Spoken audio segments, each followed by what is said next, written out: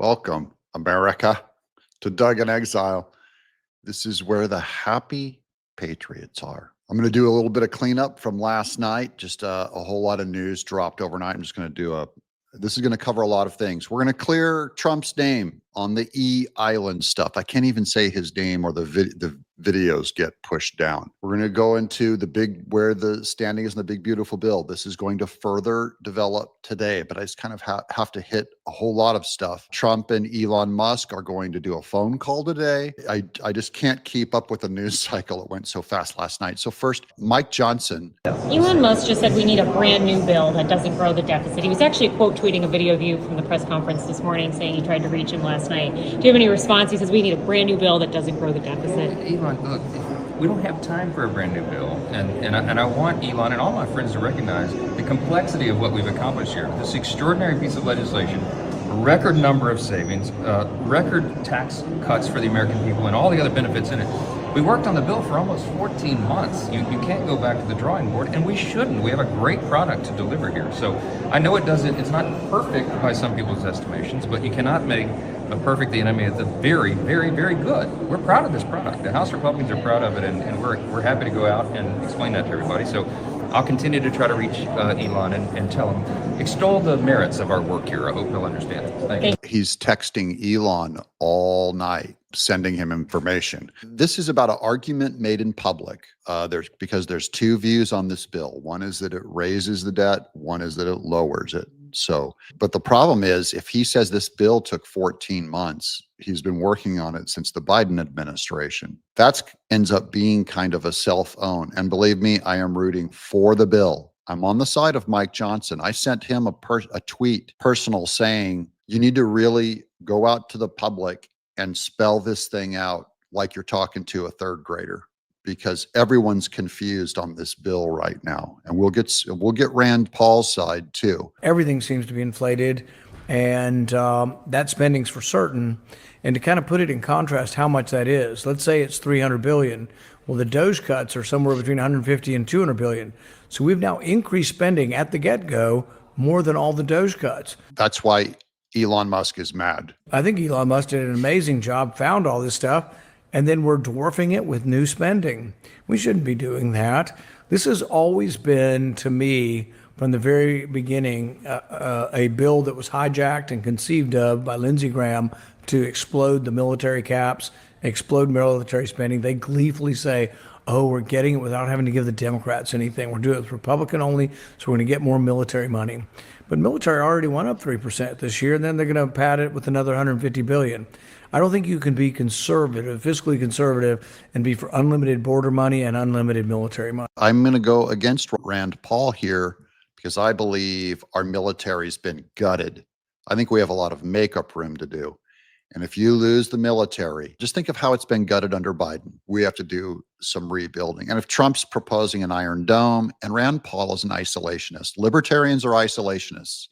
They flat out don't believe in a strong military. But I get what he's saying. Elon Musk did all this work, gleaning and cutting. And remember, he and his team of 18-year-olds, geniuses, they work 120-hour weeks. He's exhausted. He's been doing this for months now. And then it just feels like a stick in the eye. And you know what it's like. You put your blinders on and you're working hard. By the way, yesterday I put in a 12-hour day. It about zonked me. I do that sometimes 6 days a week. This is my full-time job. So I get it. It just feels like disrespect for Elon Musk's work in sympathy to him. And he does great work. This one is Trump with some incredible news. Shockingly, the Democrat-controlled CBO, the Congressional Budget Oversight Committee, which is, they always give to Democrats. The CBO just announced that the tariffs will be reducing the deficit by at least $2.8 trillion. So see, they would not count the deficit. That's part of why it looks like the budget is so bad. That's my message to Rand Paul. Too bad this information couldn't have been released earlier.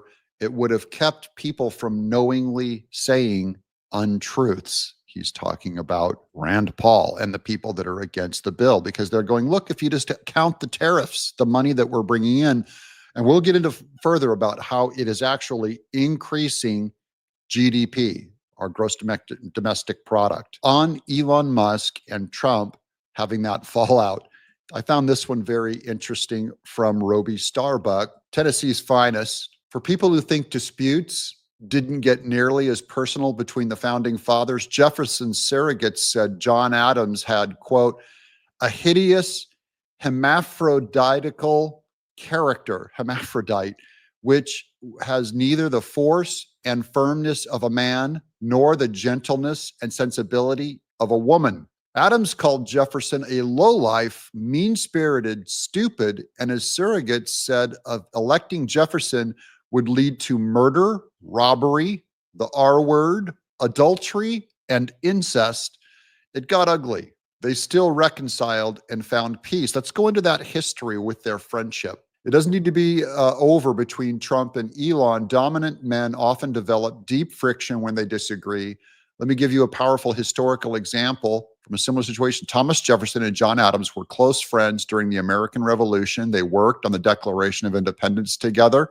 They later became bitter rivals over disagreements surrounding the size and scope of government. Is this sounding familiar yet? Their relationship broke down over hurtful things they both said. Again, sound familiar? This went on until mutual friends got them to talk. After talking one-on-one, they reconciled. From that point on, they stayed in communication until they died in some bizarre poetic stroke of God's genius. They both died on the same day, July the 4th, 1826, on the 50th anniversary of the Declaration of Independence. Not promising they will reconcile, but there is some eerie precedent for reconciliation like this. Both men are world changers, and for their sake of the world, I hope they reconcile for the betterment of humanity. And here he took this classic painting of Jefferson and Adams and used AI to make a similar painting with Elon Musk and Trump. I think that's brilliant. Now here's Tim Burchett. Working with the administration. Caitlin, let's be honest. The last 4 years, Joe Biden's administration and the Democrats ran up our debt $1 trillion every 100 days. Every 100 days. This definitely slows the rate of growth down to an incredibly slow amount. And also the fact that Medicaid and Medicare, that's been disproven so many times. The Democrats have fought us every time we want to cut out waste, abuse, and fraud. You have a healthy man who's drawn Medicaid check. That's wrong. Yeah, that's dead not wrong. the They case. need to be working, and they need to work, and you all need to quit allowing that lie to be facilitated. The Congressional Budget Office has made clear. We've talked about this. Let's talk about the Congressional Budget Office. Congressman Burchett, I got a different question of for the you. people in the healthcare department of the Congressman CBO Burchett- are registered Democrats. Yeah. 84% of the CBO, the Congressional Budget Office, are Democrats. That's why they didn't want to count the tariffs. That's why they won't give honest numbers on what this bill will actually cost. And he's trying to bring that point up. And Caitlin Collins, watch her mow over him. This is not news, guys. She's dictating content and trying to mow over what he wants to talk about. Watch this. We've talked about this 84%. almost every single night as this No, bill you has been don't. debated. Yeah, we've truly just talked about it last night. It's not a debate. Go ahead. Can I ask you on this front? Thank you. The president said today that he thinks the reason Musk is so opposed to this. She wants to get back on the Musk Trump thing, and Burchett, look at him smiling over there. He's like, oh, okay. But she's going like, thank you. This one's even funnier. So day before yesterday, burn a Tesla over here. And now today, when Elon Musk has a fight with Trump, the Democrats are ready to build a statue. They can't decide which button to push. Remember, the Democrats are not principled. They're rooting for the fight, but just imagine that, like 48 hours ago, they're going, burn Teslas. And then they find out that Elon Musk rips on Trump and they go, but buy a Tesla, build a statue to him. And then today, if they reconcile again and they become friends again, the Democrats will be all, burn a Tesla. Elon's a Nazi. Here's Victor Davis Hanson on how they really shouldn't be taking this stuff out in public. And I agree, it destabilizes America. It is, but they do need to dial it down from DEFCON 1 down to 5, because actually they had a workable relationship. And Elon Musk is not going to join the Democratic Party. He was objecting to too much spending. He'll get a lot more if he were to go in that direction. They both helped each other out. I mean, his company's X, the Space Pro, all of that was in Donald Trump's advantage, and the same was true of Trump, what he did to Musk. I don't think that the partnership is destroyed, or I think they just have to be quiet down and not be as close as they were and not be as far off as they are now. And I think they can find a modus operandi that'll be to mutual benefit. And you are absolutely right. The only people who are happy are the left. So this only helped the Democrats. And that's where men have to get together and see their mutual benefit. Elon Musk is going to jail if Democrats win. Trump's going to get impeached if Democrats win. So they both can already see like mutual assured destruction if you continue down this path. And then beneficially, Elon Musk gets to go to space and keep his businesses going. And his Doge, you want him to influence the government with Doge. You want him to stay involved. And then with Trump, he does need to realize that Elon Musk really did help him get elected, and that they really do have more in common than what separates them. And this got personal and nasty last night, and they're going to dial it down, I believe, just for mutual benefit. They need to realize the Democrats are awful quiet in the last 24 hours. They're just going, let them burn. Let them burn it all down. Remember, they want the Democrats want the big, beautiful bill to go down. Chuck Schumer said it was the bill, the Americans Will Die Act. That's where I go against Rand Paul too. Go like, I don't get why you're rooting against this. I do get why he's rooting against this bill. Now on Trump's character and why probably did not do anything with Epstein. This is him from 2015. Before he ran for president. We're going to get into a lot of the people talking about this, and it looks to me like he's squeaky clean. Watch this. But it was nasty. You raised the question of Jeffrey Epstein in your remarks about in the Q&A. Well, I think he's got a problem. I mean, what do you think the problem will be? I don't know, but that island was really a cesspool. There's no question about it. Just ask Prince Andrew.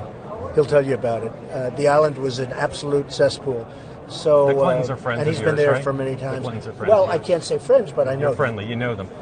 They play at my clubs a lot. I have clubs, and everybody likes to play at my clubs. Are you saying this is a political problem for her if she runs for president? It could be a political problem. Look, he could be a political problem. Right now, he's Teflon, and right now, maybe not. But he could end up being a political problem. That's one question, Al. So he's just saying it was the E island was a bigger problem for Hillary than for him. Now here's Charlie Kirk on them arguing in public. This was posted by Jack Posobiec. Can't tell you how many times I've heard this.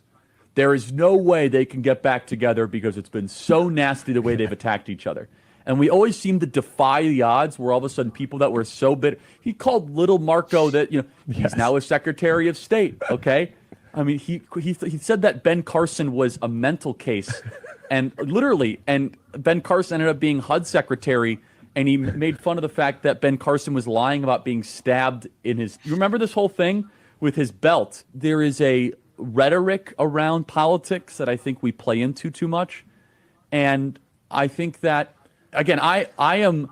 If it was a stock, it would be at an all-time low, like between Trump and Elon broing it up. I don't think they'll ever be the same way they were, but I actually think that they're stronger together and they'll both realize that. These are the two kinds of men that will recognize that because they're wise. They're stronger together. And that's what makes sense. By the way, about a third of you have fallen for the false idea that it was all a show and all as if they would benefit by falling apart. And like, for instance, Elon will get what he wants, his Teslas, he'll sell more Teslas or whatever. That is such a false idea, especially that'll be proven if they get back together. Because if the whole thing was to benefit themselves by falling apart, and there's people that just believe these things, it's wishful thinking. We don't like when mommy and daddy are fighting. The reason why that comment was all over the internet yesterday is because when a child's leadership is battling, you feel deep instability. That's how we all felt when it's not just Elon Musk and Trump. It is to me, The instability I feel is it is dividing the Republican Party. Doesn't matter how strong you are individually. If you break the unity of this side, the Democrats will fill that vacuum. But don't believe these conspiracy theories, guys. Trump and Elon are not manipulative men, especially with Elon's very limited social ability. I mean, he really is awkward. They can't pull off lies and big plans like that. Conspiracy theorists, it's always easy for them to see like, oh, they're geniuses. They can manipulate whole events and stuff like that. People don't act like that. You know what? They start calling each other names, and they really are displaying themselves in public. Especially the richer you are, the more likely you are to just really present who you really are, because you don't have to worry about the cost, because neither of these men are going away. This is a guy named Alaska. This is a shame, this back and forth between Trump and Elon. You're both better than this. Cool off and take a step back for a couple days. And then Elon Musk says, good advice. We won't decommission Dragon, the Dragon rocket that services the space station. Elon Musk goes, okay, good advice. We'll cool it off. And then this is the funny comment. This is from Greg. He's a comedian on Twitter. Shout out to this guy with 17 followers for saving space exploration. That's what it took. This Alaska guy had 17 followers. Goes, hey, why don't you cool it down? Elon Musk goes, good advice. We won't decommission Dragon. Wow, a guy with 17 followers on Twitter just saved the entire space race. Tim Burchett on AI regulation. Hey everybody, Tim Burchett, just leaving oversight committee. We're dealing with artificial intelligence, and basically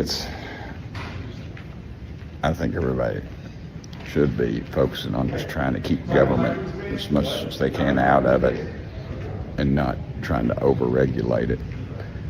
There's a lot of confusion of things going on with it, and it's just kind of multifaceted. It's changing so fast. My biggest fear is Congress steps in and tries to pass little nitpicking rules and regulations, and different states get involved with it, and one state pitting against another, and it just messes the whole thing up. And then the Chinese, of course, will not have that problem. They'll just swoop right in and basically run the whole thing, and we should be very concerned about that.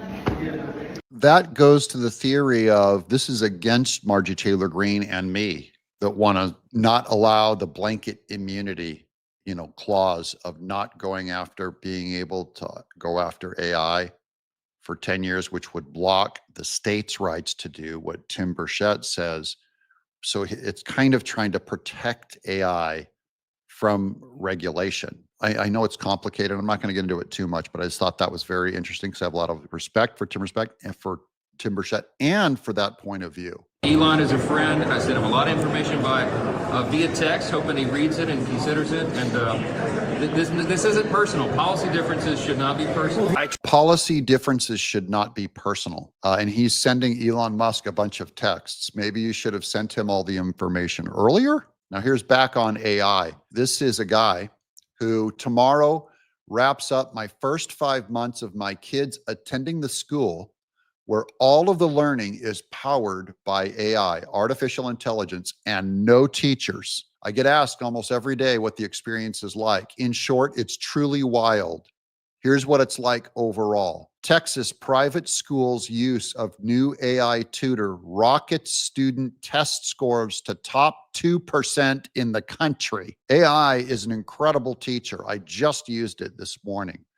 The way it can disseminate, it can break down information. It is a better calculus teacher. It's not human. Maybe your kid needs a human. Maybe that's what's great about their teacher. But as far as being able to break down results and give it to your kids, AI is amazing. On another note, this one's interesting too. This is Jamie Dimon, okay?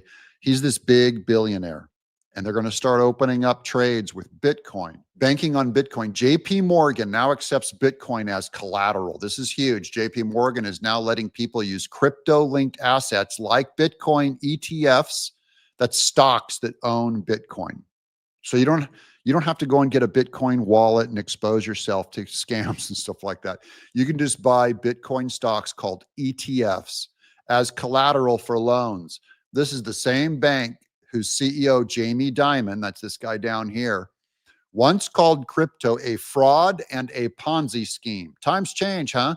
Guess when 128 billion flows into Bitcoin ETFs and Trump starts backing crypto, even the biggest bank changes its tune.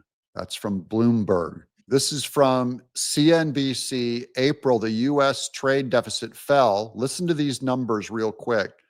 To 61 billion. That's from the tariffs. Trump is fixing the trade deficit. That is where we are getting screwed by other countries.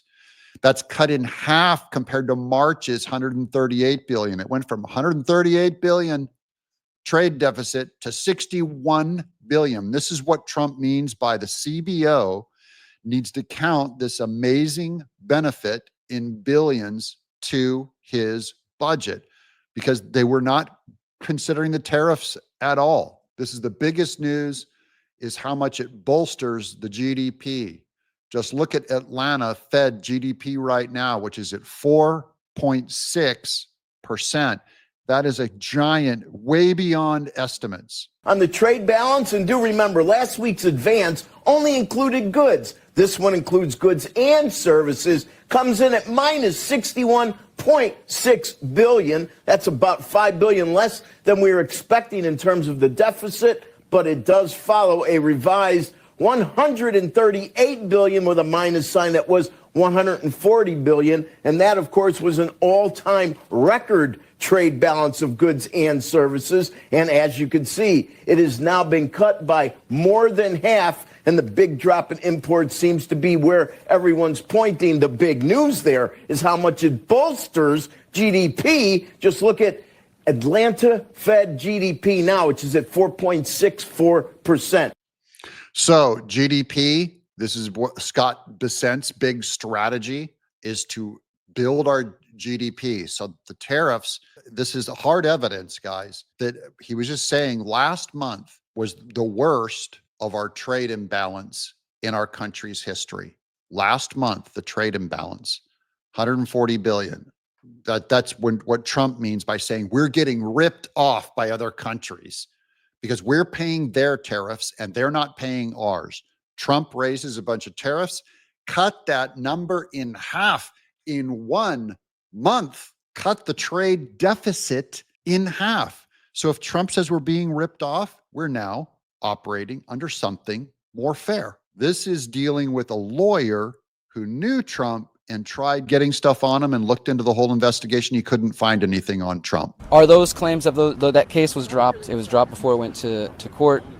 In your opinion as a lawyer and your experience, is there anything you can say as to the validity of those claims, or whether or not there will be any more about that? Nothing at all. The only thing that I can say about President Trump is that he is the only person who, in 2009, when I served a lot of subpoenas on a lot of people, or at least gave notice to some pretty connected people that I wanted to talk to them, he is the only person who picked up the phone and said, let's just talk. I'll give you as much time as you want. I'll tell you what you need to know, and was very helpful in the information that he gave, and gave no indication whatsoever that he was involved in anything untoward whatsoever, but had good information that checked out and that helped us.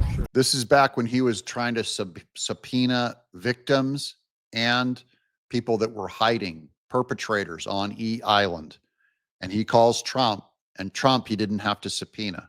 Trump offers free information. Doesn't look like he's hiding anything to me. I have a tweet here. I can't show it on screen because it mentions E's name, certain island name.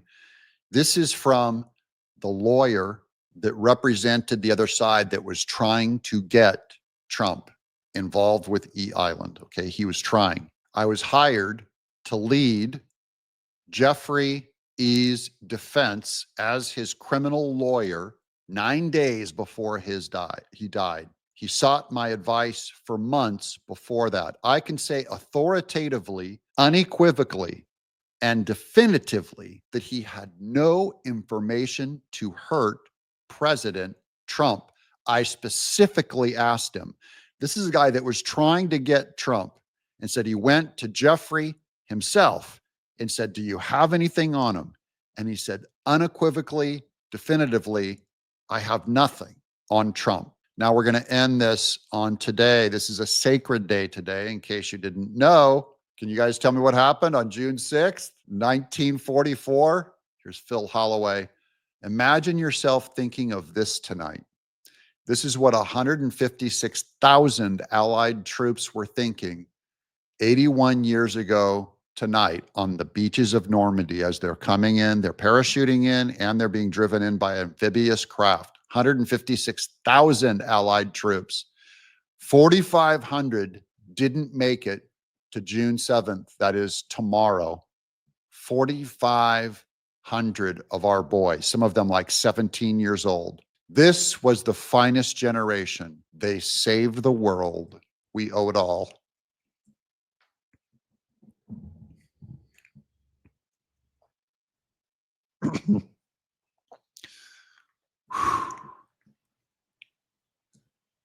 We owe it all to those men.